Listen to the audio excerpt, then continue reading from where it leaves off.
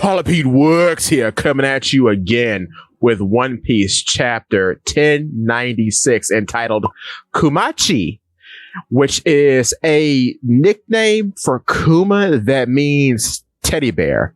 Was looking at some bros on TikTok. I think it was Ghost's Train of Thought who brought up that Kumachi sounds like Kumasi, which is another very interesting correlation between Kuma, Perona, Moria, and Bonnie. So Kuma very well might be the father of both Perona and Bonnie. I made videos about that. But okay, we're not going in order this time because this is one of the biggest chapters of the year. We see most of the Rocks Pirates for the first time. We see a young Kong for the first time. We see some Holy Knights for the first time. And the Holy Knights are an interesting lot. They're a very interesting lot, especially the one guy, like towards the end of the chapter, who has a cow skull for a head. I also like the woman in the midriff turtleneck wearing like a similar vest to Garling. Very cool. I like her a lot. What's also very interesting is that even from an early age with Ivankov, he has always been a great orator and one that really gets the people going. So that has not changed about him. He's had that since childhood. And he's always been freakishly large, apparently. Zach caught this during our recent recording of the Rose Skull podcast that should have released by the time this releases. But yeah, I didn't notice that because there's no one to compare him to.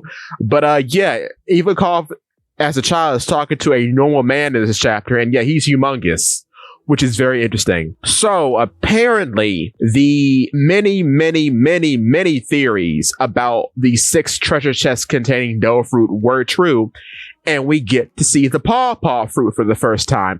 I was going to model what I thought the pawpaw fruit looked like, and I was kind of between it looking like a bear and it looking like a paw, which it being a paw, Occam's razor would predict that it would look like a paw. And that's what it looks like, a paw, which makes a lot of sense.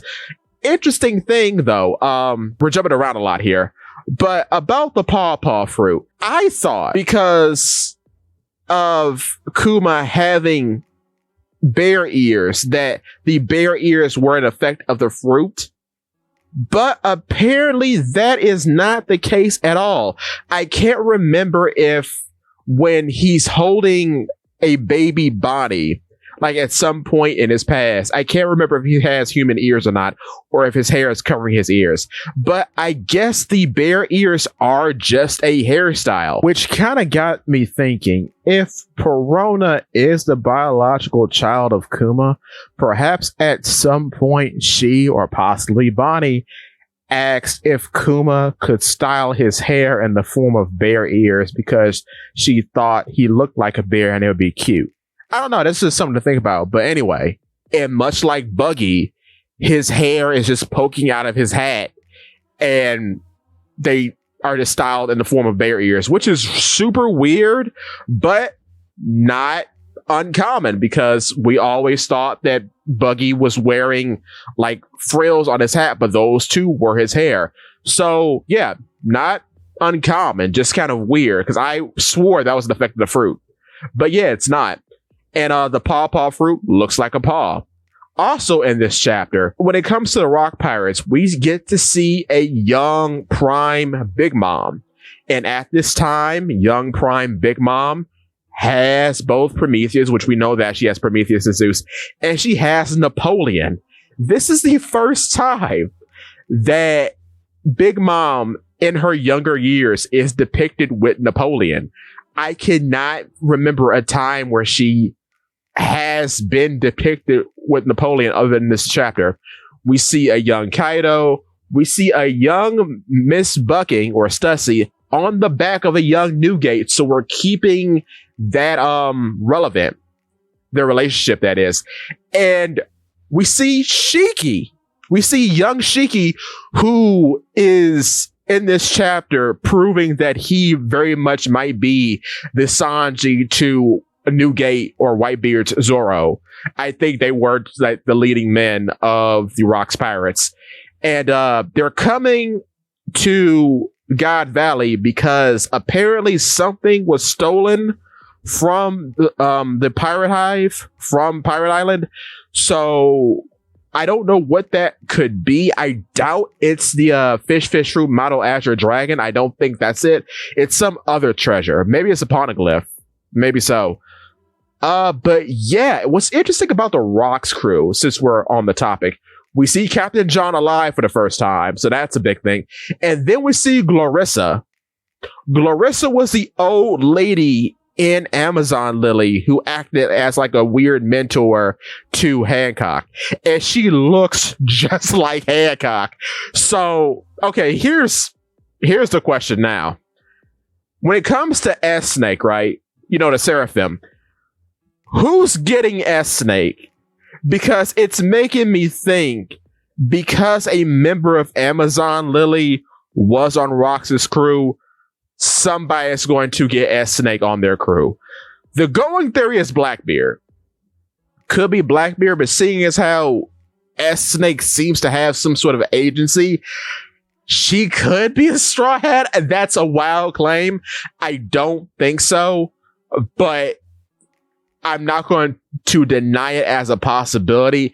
It's just kind of weird because then you would have to build her up as a character. So I'm not too entirely sure how that would play out. And there's a Chekhov's gun in Bonnie in the present for making some of the Seraphim older. So she could age up S-Snake and you just have a weird version of Hancock on Luffy's crew. I don't know. Then what's the purpose of regular Hancock, though? It's a very odd game they're playing here. It could mean nothing. Glorissa being on Rock's crew could mean nothing.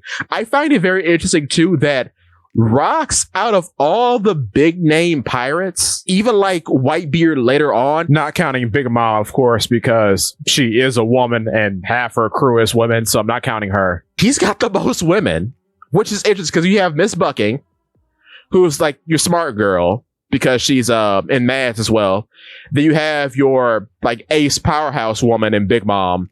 And then I guess you have another powerhouse woman in Glorissa. Funny thing about Glorissa too, she's got a snake, but it's a normal snake from the looks of it. Kind of like how all the Kuja have. But it seems to be wearing like a little fedora hat, which is new. Because we've seen them wear all like the same little hat except for Solomon, which is Boa Hancock's snake, and he wears a skull on his head. So yeah, this is new. This is interesting.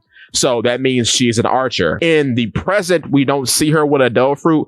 So I'm assuming she's just a really strong hockey user because that was sort of like the MO of everyone on Amazon Lily. They were just really good at hockey. So that's a thing. But yeah, this is super interesting. And might I say that it's really cool that young Big Mom, Glorissa, and Stussy all are distinctive looking. It's really cool. Man, they're all baddies. I gotta say that. Goodness gracious. I love them all. What's interesting too, and a lot of people were pointing this out, Captain John, right? When we first see him in Thornbark, he's standing next to two zombies. One who's wearing golden armor, and another one who's wearing silver armor with an axe. And people are thinking now that the two silhouettes that we see in this sort of mashup panel of Whitebeard, Shiki, Big Mom, Kaido, Stussy, Captain John, and Glorissa, these two unnamed characters who don't have any speaking lines, this is Wang Ji and Silver Axe. So the cowboy looking dude who seems to be wearing glasses might be Silver Axe, and then the other guy wearing armor may be Wang Ji, or vice versa. Because especially the guy with the helmet looks like that zombie. So I don't know what's up with that. That's a very good point that I saw. It's very interesting. The Rocks Pirates are crashing the party of the Celestial Dragons who are having their weird rabbit hunting game on God Valley. And what's super interesting too is that we do not see Rocks in this chapter. Rocks has supposedly gone on ahead to fight Roger. What's also super interesting about the Roger crew and Rox's crew is that, first of all, in Rox's crew, there's another guy with a claw weapon. it looks like, who's way in the back. So that's kind of interesting considering what Blackbeard has in the present, or had, because he hasn't used it. And then we see like this big fishman dude, which looks like Sunbell. So I wonder if they're related, because Sunbell has a similar shape and also has big fish lips. So I don't know if they're related or not. But yeah, you see him too in this chapter behind rocks. I mean, you see him in this chapter behind Roger.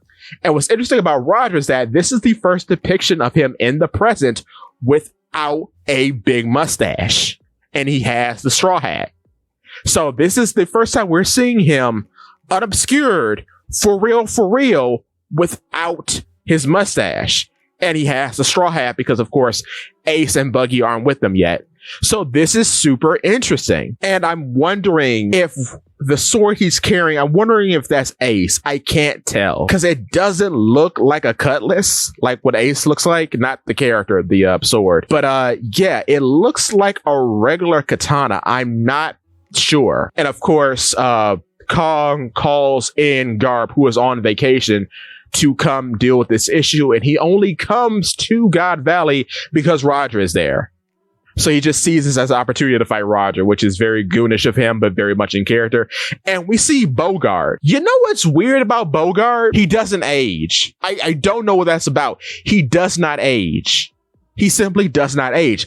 I don't know what the deal with that is, but that's super interesting. Guinea had informed the Rocks Pirates that the Paw fruit and the fish fruit Model Azure Dragon were prizes on this island because she is a pro thief and wiretapper, much like Nami. Back in Water 7, we see that Nami is capable of wiretapping, and she's always been characterized as a thief. So this is super interesting, and we'll get to it later, but I kind of want to say something else about that. Also, we see Guinea in glasses, which is something Nami is also known for doing very rarely. Another thing to point out is that the Paw fruit is characterized again as being sort of like analogous to a cat, which is very funny from way back in Thriller Bark, where Robin thinks about the ability. So that's very cute, very funny. And then, of course, the Azure Dragon is also depicted alongside the cat, and it's just a regular serpentine dragon, which cool. Yeah, so Ivankov and Kuma procure the two Doa fruits, and as soon as Ivankov gets his hands on the Azure Dragon fruit, he's slam jammed by a young Big Mom. Of course, we know this is when Big Mom gives the fruit to Kaido at some point. And then Kuma hurries up and eats the fruit. And this is where we find out that the ears aren't a part of the fruit because they do not immediately grow on his head. But then he's death winked by Saturn, or perhaps Saturn punches him. I'm not really sure. But yeah, but then they have a conversation about how what makes a man better than another man. If one is meant to be born as a slave in this world, they shouldn't be born at all. And then he says that he's going to save as many people as he can, just like Nika. And at that point, I have to say, your boy called it. Your boy called it in like 3 videos now. We'll get to that a little later. But yeah, Kuma is a missionary for Nika. Kuma probably is going to have some book lore about him. We'll have to see about that because he hasn't touched the book yet, but we're going to get to that. But yeah, Kuma is a Nika missionary. Yes, he is. But yeah, the events of God Valley transpire, and I guess this whole confrontation eventually leads to the island being deleted. We don't know how the island is deleted because I doubt that the Mother Flame is a thing at this point. So yeah, but Kuma paw pads Guinea himself and Ivankov to the Sorbet Kingdom. And in that mess, he managed to save 500 people. And then we see him praying, which is super interesting. Like I said, he's a very religious character. And Ivankov refers to his hands, the hands that are now marked by the paws of the paw fruit, as the hands of liberation. You know what's super interesting about this? And shout out to Buggy D Clown on TikTok, because he mentioned this to me in my Discord, the Digital Burrow. He said that Kuma's symbol on his chest, the one he wears in the present, you know, the weird reticle, he said that kind of looks like a drum, right? You know, you beat on a drum with your palms. So in a sense, yeah, he does have the hands of liberation because you beat on a drum with your palms. So this whole ability to free people with his hands is an allegory to Nika in a way, because it relates to you using, I guess, the instrument to make the drum sound with the beat of liberation by hitting it with your palm. I know that was a bit of a word salad, but it makes a lot of sense with Kuma here. And I mean, yeah, because he gives people their liberation by pawing them away, which we mentioned in the podcast and I mentioned in those 2 other videos. But you know where they're held up in? They're held up in a Catholic-looking church, a Christian-style church. I told you all that Kuma is a priest. I mentioned that in a recent short. But brother, I've always thought that, and I called it. I'm so happy I made that short because I called it.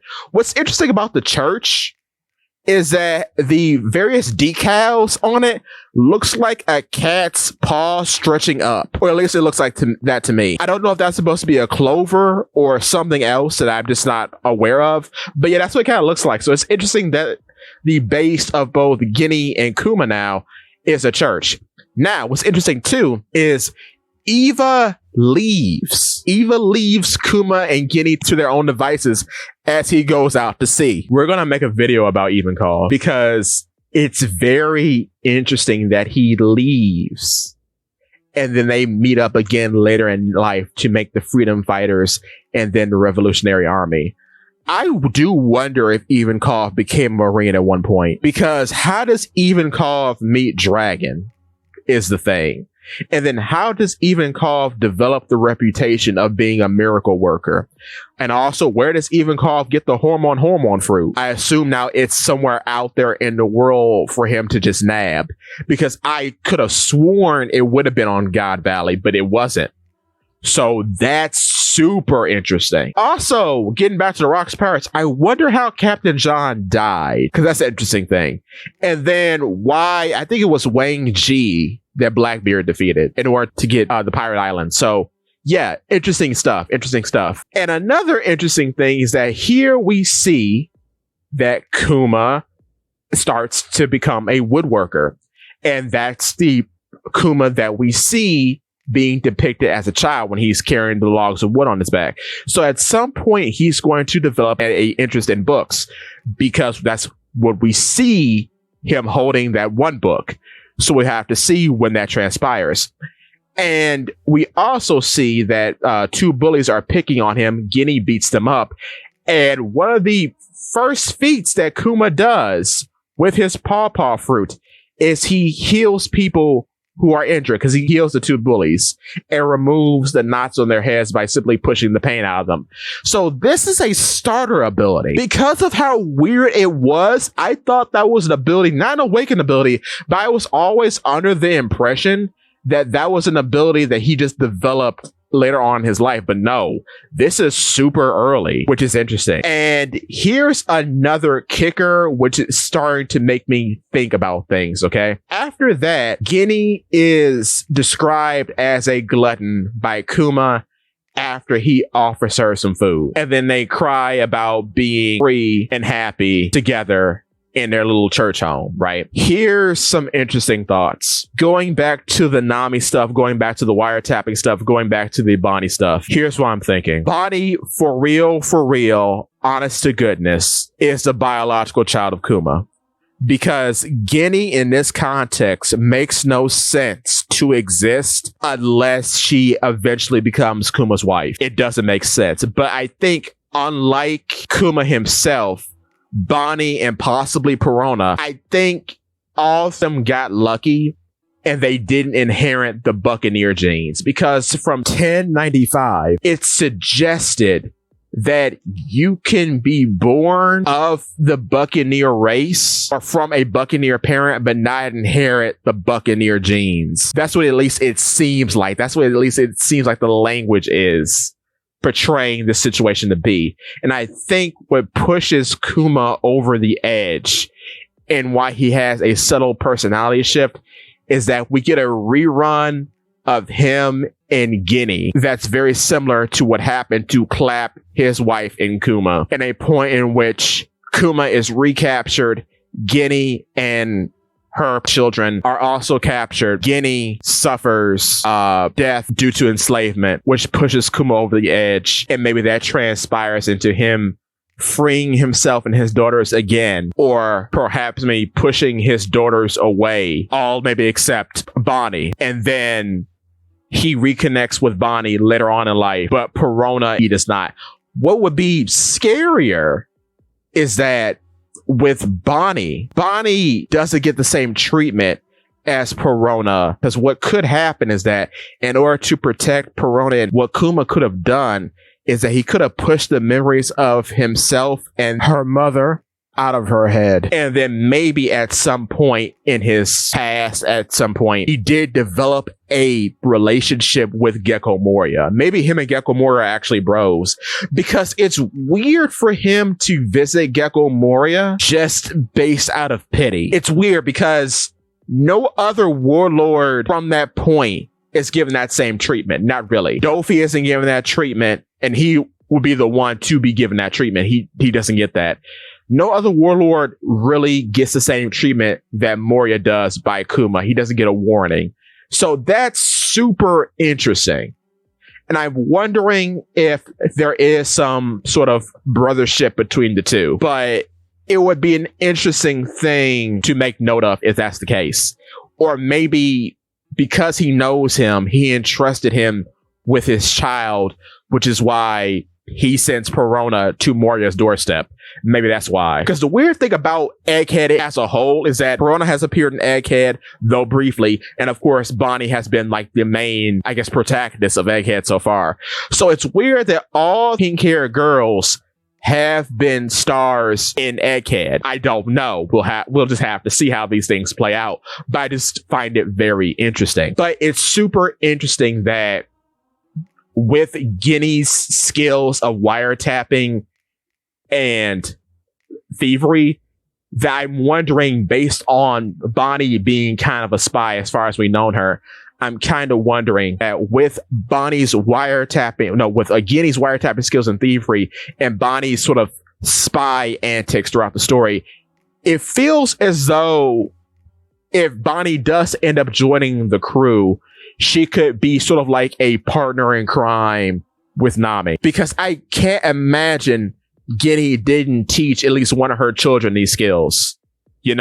Like if Perona is the adoptive child of Moria and the biological daughter of Kuma, it's very interesting that Kuma exercised his daughter in a way by sending her to Mihawk, which is also very odd. I wonder if he knows Mihawk, because why would he know that she'd be safe with Mihawk?